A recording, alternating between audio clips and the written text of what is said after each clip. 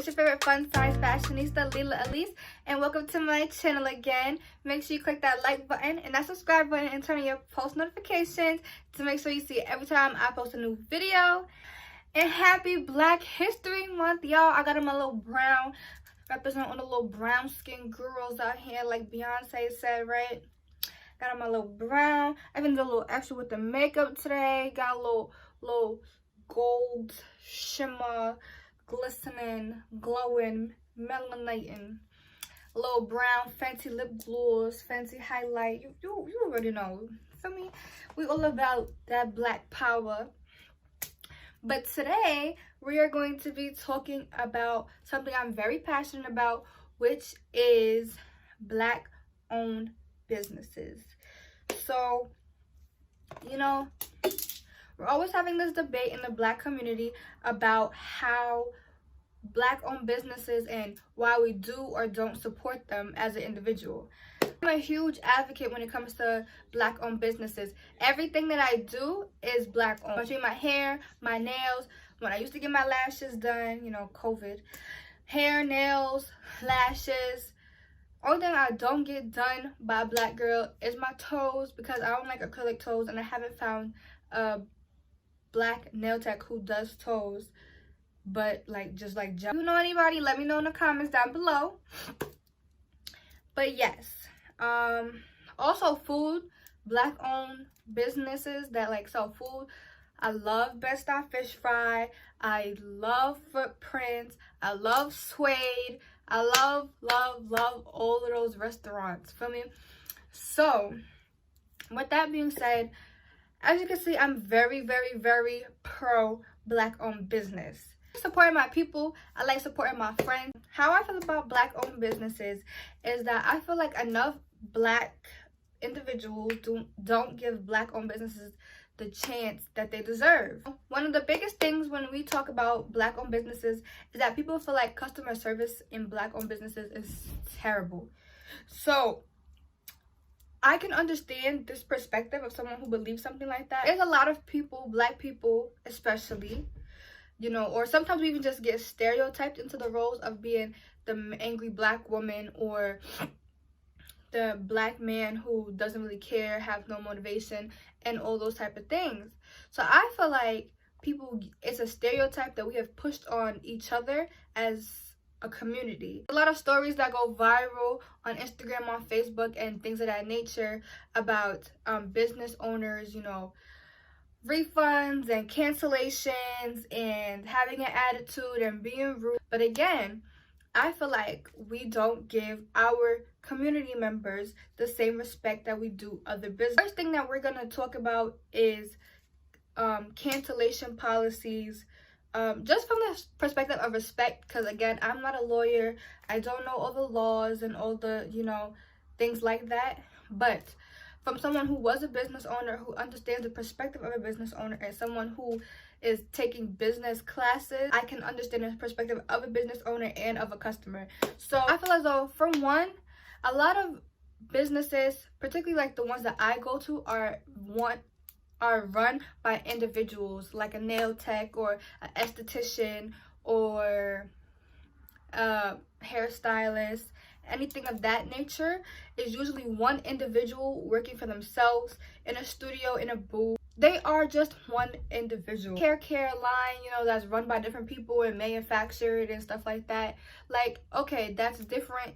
If one person can't answer, there's always someone above them, below them, in the middle, customer service. So when it comes to a small black owned business where it's not on the corporate side, it's not a public company, I feel like we don't give them a chance. They are humans just like us. They have issues. They could have kids. They could have parents who have health issues, grandparents. So let's say like they cancel on you, for example, because they cancel you 30 minutes before appointment. Now, granted, when you call out from work, and at most jobs that's like corporate or large like that, you are not legally responsible to tell your manager or your boss why you're calling out, because that's your own personal information. You don't have to give out that knowledge. So we should respect black business owners the same way. You shouldn't say, oh, F you, forget you, you're rude, how could you cancel on me last minute, da da da. You don't know their situation. Now, granted, it could be nice of them to share that information with you, but they do not have to. You cursing out a business owner, any business owner, but especially a Black business owner, we're already pinned against each other. So why even, go on Instagram and blast them and say, oh, she canceled on me and no refund and she was rude and disrespectful. Granted, if she was rude and disrespectful, that's one thing, but you can't be mad at somebody for canceling 30 minutes beforehand. If they're one human, they are running their own business by themselves. They don't have anyone else that could take you. So personally, someone who is the owner of the business, all they could possibly do is, one, they could offer you a refund, but they're not obligated to if it's stated in their policies. Your down payment is non-refundable. They're not obligated to do so. But I don't know about by law or whatever the case may be. I'm not, I'm not into all the legal stuff. But if they offer you a refund, that's great. If they don't, that's what's in their policy, then you can't be mad.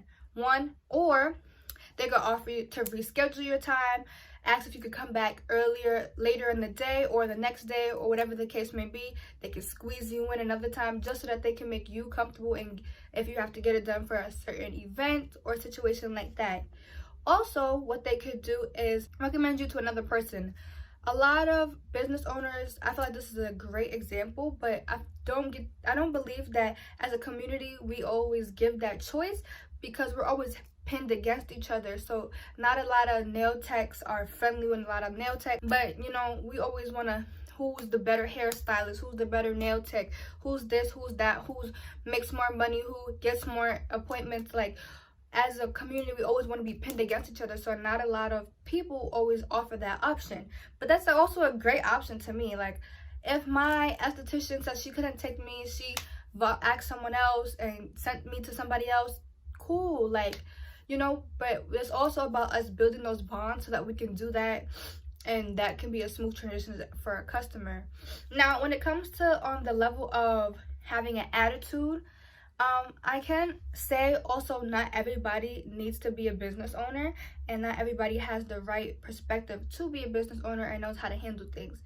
As someone who's running a business, unfortunately, you kind of dehumanize them in a way. Me personally, I work in a retail job, and there's many times where customers, the first thing they say to me is how much is the item instead of hello or any just a welcome. And then there's some customers who come up to me and say, how was your day? And I have to question it sometimes, are you talking to me or are you on the phone? They're like, no, you. And it kind of takes you back sometimes, because people don't think of you as a human and you're just there to do a job. So you also have to take in consideration of that, is that they are human as well.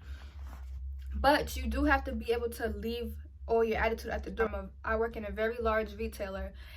You are expected to leave all your issues at the door, but that should be something that's obvious, because you don't want to walk into a Gap or Old Navy, a DSW, H&M, anything like that, and the first person you see and ask a question, and they're I don't know, I don't care. But you don't want to have that attitude when you walk into a place of public.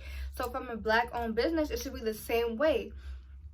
You cannot, have an attitude with the customer, paying customer, whether it's your friend, your family, whatever the case may be. You are still a business owner at the end of the day, but they are also human. Personally, again, if you're having issues, you say, hey, I've had a long day. And also, it depends on the type of person that your customer is. I like to talk to the people I get my business done by, my nails, my esthetician, all of that stuff. I have great communications with everybody.